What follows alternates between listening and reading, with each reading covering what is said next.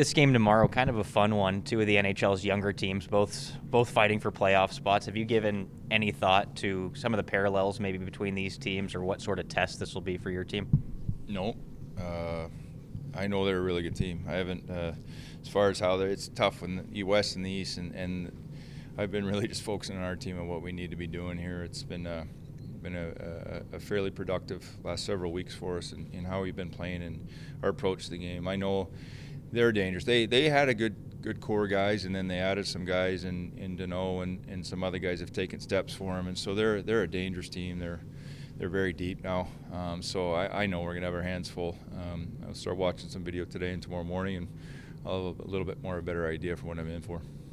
Have you, as a player or as a coach, been a part of one of these number retirement ceremonies before? Yeah, I've been part of a few of them. Yeah, they're neat. They're like I said, they're long, but what's neat is when you hear the people talk about them. I think some of the speeches are really good, just because they give you a little bit more of the personal side of it, not just the goals and the assists, because those are great, but the fact that the longevity, how hard that is in this league, I don't think people understand. To one, stay healthy enough, and two, stay relevant enough to stay and play the amount of games that they played, and so they're neat nights, and for their families, I think. You know, Rick's got a family, he's got kids. That's a pretty special night for him. I'm pretty excited for him. They're asking fans to be in their seats by 5:30. I'm thinking from a logistical standpoint, coaching, having been through it as a person before, are there things that you can take out of those other ones that are like, are you going to have the guys watch at all, or are they going to be in the?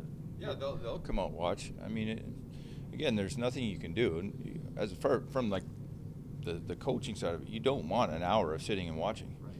But it is what it is, right? The other team's waiting too. It's so. No, I think you just enjoy the night, and I think it's a special moment. You take it just as that. We'll adjust, and we'll get our warm. We'll go out and play. From a hockey standpoint, Jake was saying the other night that there's a lot of things happen in that game the other night. You get an early hole, you come back, you get some goals, and you have to fight them off at the end.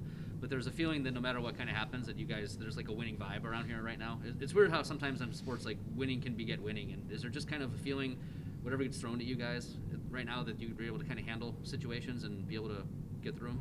We're getting there. I think, winning breeds winning. I know that, and so does losing. Losing breeds losing too. So it's just like confident scorers. Look at what Patty's done over the last 4 or 5 weeks, and he's got into a rhythm and a groove, and I think our team are understanding how hard it is to win and what it's supposed to look like, and we've won different ways, which is good. We've come from behind. We've had leads. We've had to hold leads.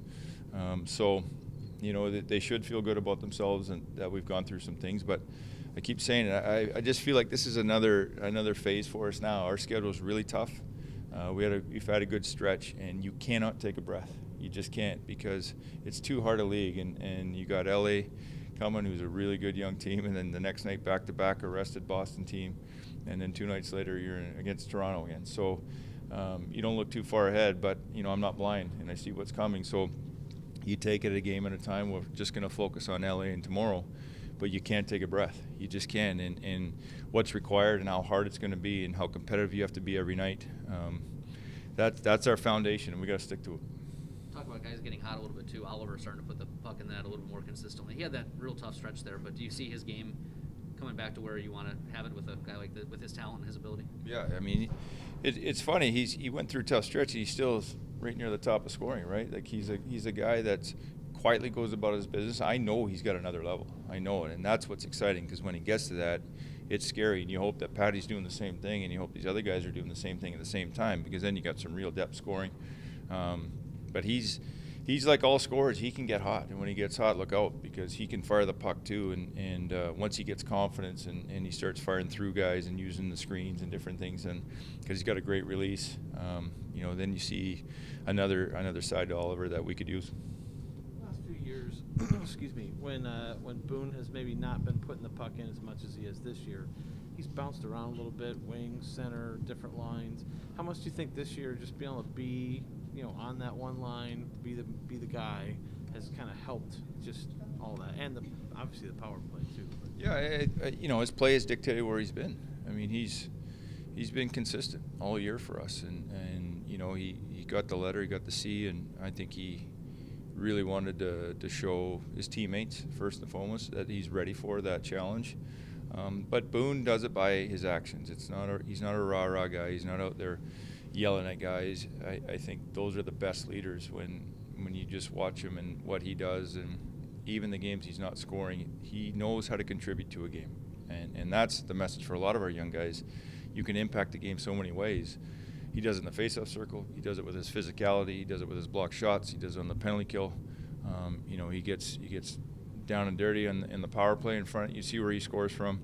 5-on-5, he takes the hard assignment. So if there's something you can take from him and how he goes about his business, is he can impact the game every night in a different way. The scoring's great. We love that. We want it. We need it.